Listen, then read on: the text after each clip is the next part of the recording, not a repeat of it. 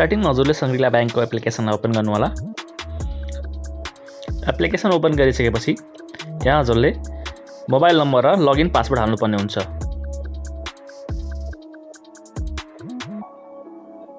Mobile number र login password हालिसकेपछि लगइनमा touch गर्नु होला।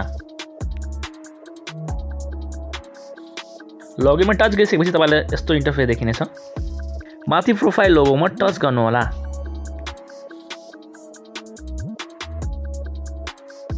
प्रोफाइल लोगोमा टच गर्नु हो भने तपाईलाई यस्तो इन्टरफेस देखिनेछ।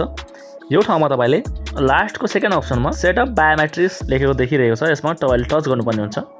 त्यति गरिसकेपछि लगइन फिंगरप्रिन्ट सेटअपमा टच गर्नु होला। लगइन फिंगरप्रिन्ट सेटअपमा टच गर्नुभयो भने तपाईलाई यस्तो इन्टरफेस खुलेर आउनेछ। यो ठाउँमा तपाईले आफ्नो फिंगर सेट गर्नुपर्ने हुन्छ। सेटअप फिंगरप्रिन्टमा टच गर्नु होला। आफ्नो फिंगरप्रिन्ट सेट गर्नु होला। र हजुरले हेर्न सक्नुहुन्छ फिंगर सेट भइसकेको छ।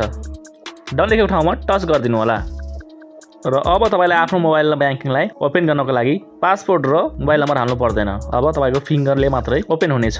फिंगर जस्तो आइकन देखिरा होला, यहाँ टच गरेर अब तपाईले आफ्नो फिंगरबाट मोबाइल ब्याङ्किङलाई ओपन गर्न सक्नुहुन्छ। मैले आफ्नो फिंगर युज गरेर मोबाइल ब्याङ्किङ ओपन गरिरहेको छु। हजुरले हेर्न सक्नुहुन्छ मेरो मोबाइल ब्याङ्किङ ओपन भइसकेको छ।